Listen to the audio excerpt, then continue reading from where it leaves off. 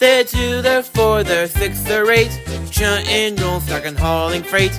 Red, green, purple, yellow, orange, brown, blue. They're the really useful crew. Always different roles to play. Round the west of the island or far away. Down the hills and round the bends. Thomas, Sam, and friends. Thomas, Adam, and friends.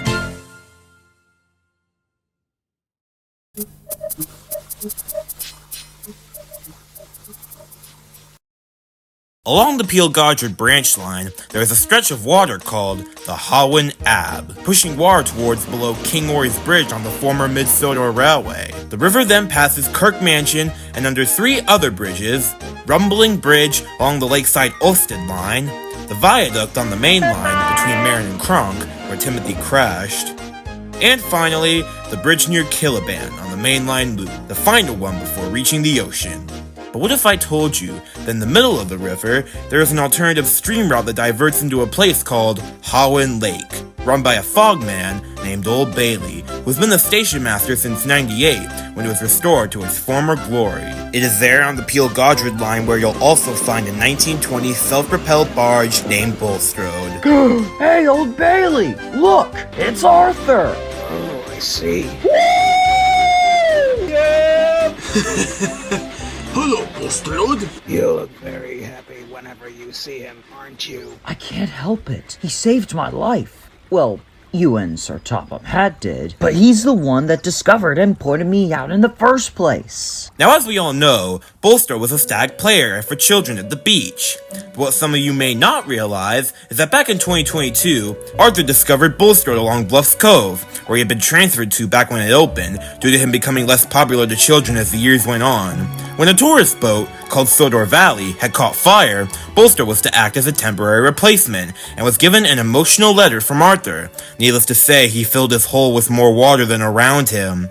And so, after being repaired, Bolstrode became a spare piece of transport, carrying cargo across the Cedric Sea to various harbors on the island, sometimes staying overnight, and on occasions, traveling overseas. Though on weekends, he is laid back at Hawin Lake taking tourists on joyrides in his hull, and even letting them steer across the water, with the guidance of Old Bailey and his operator. Another successful weekend at the lake. And now it looks like we're in for the start of a hectic week, because according to the weather forecast, it's going to be a storm tomorrow night. Oh dear. Well, I'll make sure to head back from delivering cargo as quickly as possible, and if not, I'll spend the night at port waiting for the storm to die down. Well, the rain is supposed to start in about 24 hours tomorrow evening, so I think we'll be fine. But for now, it's getting late. I'm heading back for my cottage. Good night, Bullstrode. See you tomorrow, Bailey. I wonder what Arthur's doing on the Peel-Godred line. Not far from the lake was the waste dump. Whiff was just organizing the last rubbish train of the day when he saw Arthur pulling up.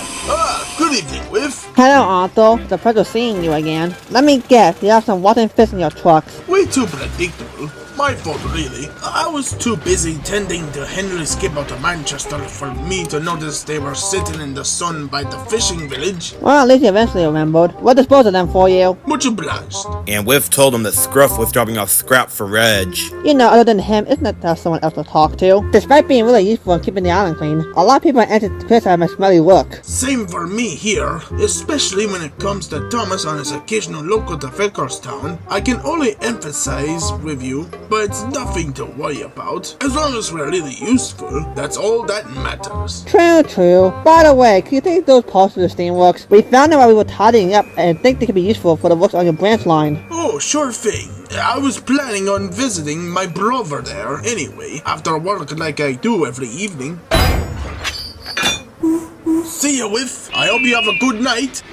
You don't seem lonely to me. You may not be the cleanest around others, but at least you have people who care about you. Whiff then noticed that a young girl in orange clothing was staring back at him. Whiff recognized this woman as she had been punished with community service at the waste dump the past few months. He had never actually spoken to her before, but decided to pluck up courage. What's your name again, ma'am? Tiffany and I, too, know that it's like to be hated by society. I was once a sweet but rebellious teenage girl with a group of friends attending high school with me by my side. I turned 18 in spring of last year, but I still had some teen attitude in me. And it really came to show when one day I did something extremely horrid, something both idiotic, shameful, and illegal that got me into this stupid uniform and caused society to dump me, leaving me trapped in pain and guilt for the rest of my life. My goodness, really? Tell me, what did you do? Well, Tiffany Stevenson, your chef server. Oh, sorry. Have to go. I'll tell you some other time.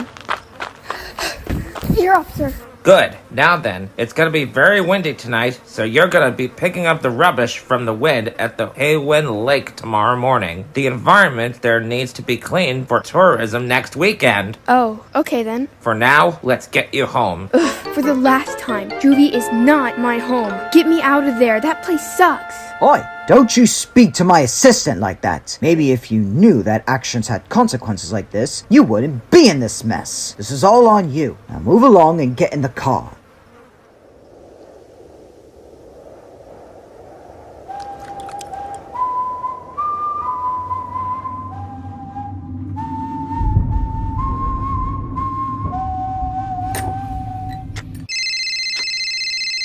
You've reached Hawin Lake. This is Old Bailey. How can I help you? Yes? Oh. Alright, calm down and tell me slowly. Oh dear. The next morning, there was a problem at the lake. Morning, Bailey. Bullstrode, I'm afraid I've got some bad news. The operator's family called in and told me that he can't come today. He's coming down with a cold. What? But what am I supposed to do then? I don't know, boy.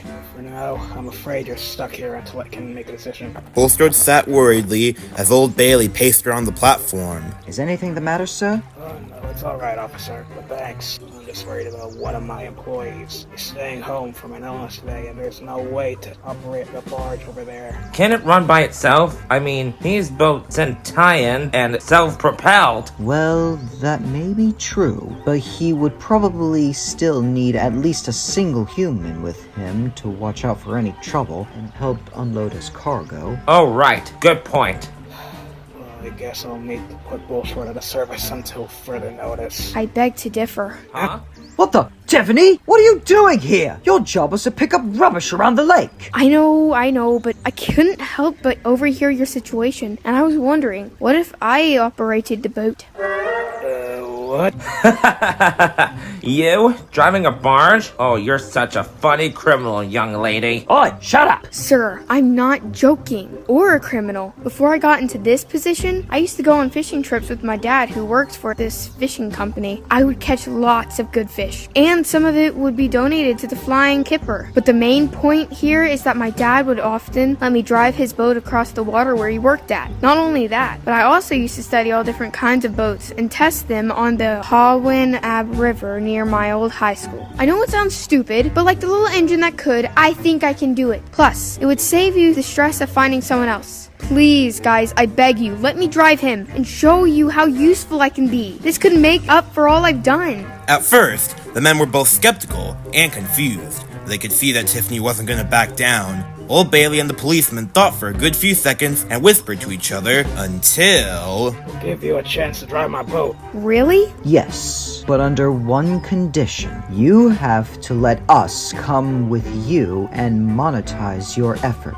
Unlike YouTube. And if you even screw up once, or if you're lying, that's it. And you'll be returning to your cell. Tiffany was shocked, yet also very pleased. I mean, what could go wrong? You guys are insane! Me, being driven by a teenage juvenile? How you feel? We're a bit skeptical too, but we need to give her a chance. I know. I'm not trying to be rude or anything, but it just feels weird to me.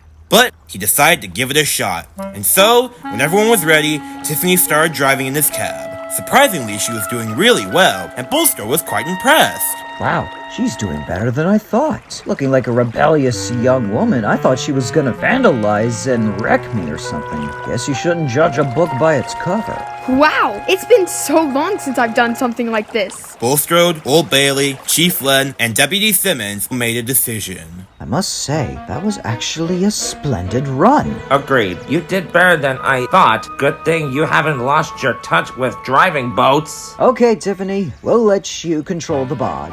Well, We need to discuss some things before we go. And after a long conversation, Tiffany was ready. Inside Bullstrode's cab is a radio where Old Bailey contacts him whenever he gets a text message or phone call about a delivery, as well as a computer screen with a GPS showing where to go. Soon enough, Bullstrode and Tiffany left the lake and went down the Hawin Ab. Have a good trip, you two. So, you have experience with operating boats with your dad, right? Sure do. I've always had some sort of fascination with driving them, and I think someday I want to be an actual certified operator. Though I don't know if that's possible with my record and current. Hang on for a sec. Bullstrode, got word that there's some cement that needs to be picked up at Kirk Ronan Harbor from the cement works. It needs to be taken to the Normal Wharf. Throughout the day, Tiffany and Bulstrode delivered various cargo to the many ports on the island. The former would help the barge unload his cargo if necessary. Whenever she heard another engine coming, she would always run to Bullstrode's cab and stay hidden there until the engine was gone. Bulstrode respected this, as her jumpsuit someone explained why she didn't want to be seen by anyone. Both Bulstrode and Tiffany grew a nice bond with each other throughout their time together. By the end of the day, when dusk fell, the clouds were getting darker. Tiffany and Bulstrode made their way to the South Knapford port on the Farquhar branch line. However, stopping here would mean having to deal with the last engine Bulstrode wanted to see. He tried keeping quiet to pretend he wasn't there, but it was no use. Thanks for the load, Bulstrode. Wait, Bolstrode? Oh god. What are you doing back here? I thought you were sent back to the beach after being grumpy and rude to tourists as well, like you were in that one fan video. Ugh, how many times do I have to tell you I've turned a new leaf? What will it take for you to let it go? For you to push off back to the ocean so you can get caught in tonight's storm and sink like the Titanic. I wish you and your grumpy attitude would drown for real like you almost did when you killed those trucks that smashed your hull. I'll pull your head out of your coal bunker, Percy. That's like, what, 4 decades ago? The only reason I'm grumpy now is because of you! Enough, both of you. After Percy was gone with his load to Ellsbridge, Bulstrode groaned. I hate that saddle tank. Why? What's your beef with him? Well, back in my day, when I first came to the island, I was rude and grumpy. I would pick up coal and stone, but I would always complain about not being loaded fast enough, which annoyed the trucks to no end. But one day, that green tank engine accidentally shoved them off the quay and into my hull, right here at this harbor. Since my shipping company didn't have enough money at the time to repair me, I was towed off to the beach at Tidmouth, and I was used as a play area for children. I felt completely miserable, wishing I could be useful again. Until one day, 2 years ago, another tank engine named Arthur discovered me and learned of my backstory, and decided to tell Sir Topham Hatt to give me a second chance. And now, I work happily at Hawin Lake, taking passengers and tourists on the weekends, and delivering cargo across the Irish Sodoric seas. Wow, what a turnaround. Just curious, what beach were you abandoned at? The one at Tidmouth along the Little Western. For a little while, whenever Duck and Oliver passed me, they would use their Great Western logic to get me to keep my act in. Tiffany, are you alright? Oh, yeah, I'm fine. That was quite the story. I know exactly how that is being abandoned for your bad attitude, with nothing but regret and sadness for eternity. What exactly are you on about? It's a long story. I don't really want to talk about it. Okay. We don't have to talk about it, but if you ever do, let me know. Tiffany said nothing. They both left the small harbor, and after going down one more stretch, they dropped the goods off at their final stop, Kirk Mansion, the terminus station of the Coleyfell Railway. Even though it was closed for the winter season, maintenance was still done on the line, with the extra supplies and tools the barge brought in. Well, last stop of the day. We've had a good run, but now it's time to turn round back to Hawin Lake. Very close here, you know. Near the station was Henry, about to set off to the mainland with tourists from the highest mountain on Sodor on his monorail train. Meanwhile, the barge noticed a certain look on his new friend. Tiffany? Is everything alright?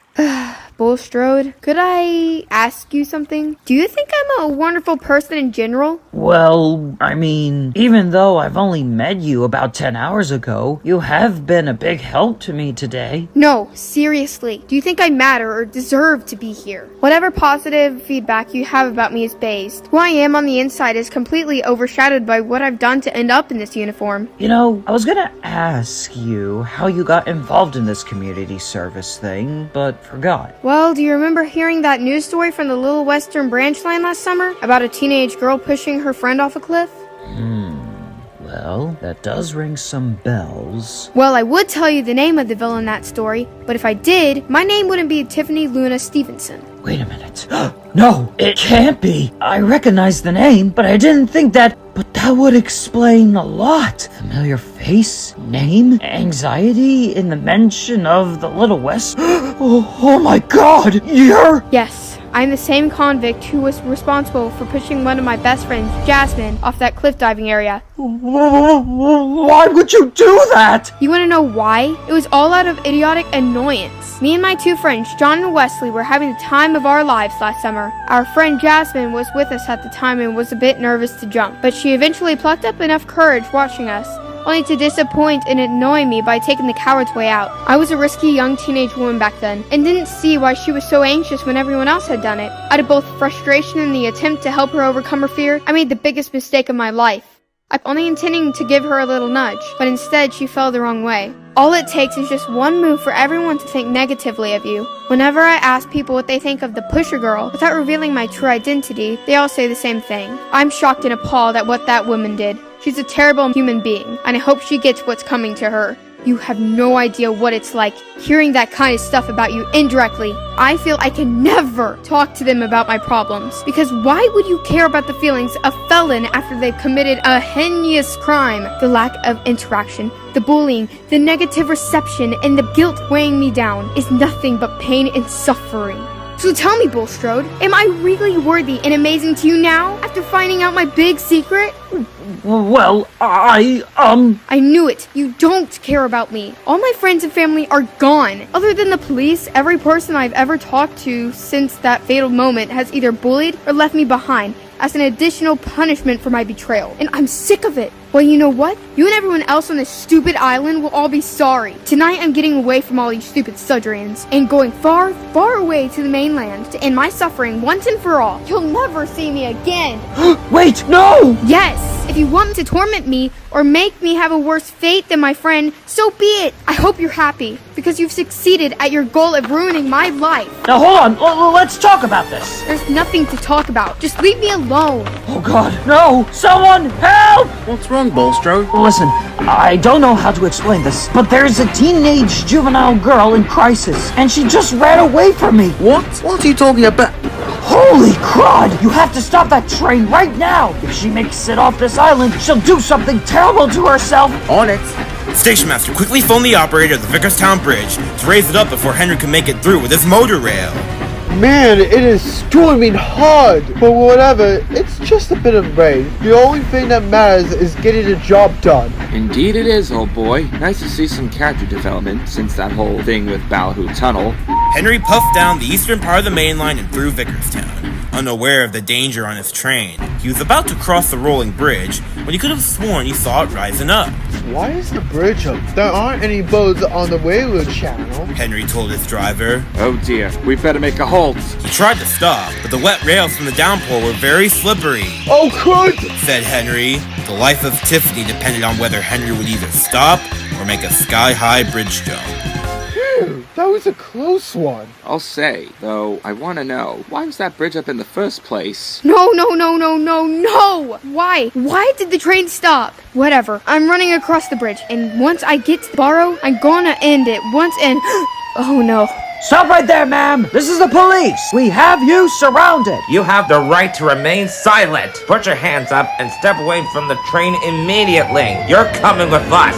Ayo, Amity. Yeah? What's going on over there? Why is Henry being pulled over by the cops? I don't know, Adam, but you can ask him when he comes back. Meanwhile, Old Bailey had quickly rushed to the scene on his truck and installed a fast motor to Bullstrode's back. Thanks, Bailey. Welcome. You better head off and catch her fast. Tiffany! Wait! What are you doing here, Mr. Bulstrode? The black and red barge told the LMS Stanier everything, and he was mortified. Then, Bulstrode talked calmly to Tiffany. Tiff, please! Please, just listen to me! I thought about what you said earlier, especially on if I think you're wonderful or not. And what is your verdict? Do you hate me like everyone else? Not at all. Tiffany, you don't deserve to feel this way, nor do you deserve any of the mistreatment or any of the pain from anything you've been facing these past several months. And I know what you're going to say. Why would you think that after everything that just happened? Because I went through the exact same thing as you. Well, I forgot to mention how long I was being screwed up by children and staring at the ocean, wishing my hull could touch it. How long? 35 years! For 35 straight years, I was feeling hot from the sand, but feeling a cold chill in the inside. I was stuck there longer than you've been alive. But you know what? Today I learned that I'm not the only one experiencing guilt. You've made my day today, Tiffany. Oh, get scrapped. I'm serious. It's almost as if we're meant for each other in many different ways. Today has actually been one of the best days of my life up until this point. You may not see it now, but you are one of the greatest people I've ever known. I don't know how other people would react, but as for me, I'd be absolutely devastated if you decided to quit. If you can't find anything else to carry on for, solely think of me. Think about how excited and full of life you were when you had the chance to drive me. But I know I can't control your mind. The choice to stay is up to you. But I do wish you the best of luck in your recovery. It was decided that Tiffany's sentence would be suspended indefinitely as she went to the Vickerstown Hospital for treatment. Bolstrode was ashamed and shaken by the day's events. But then, he saw Arthur backing up to the siding next to him. Oh, hello, Bulstrode.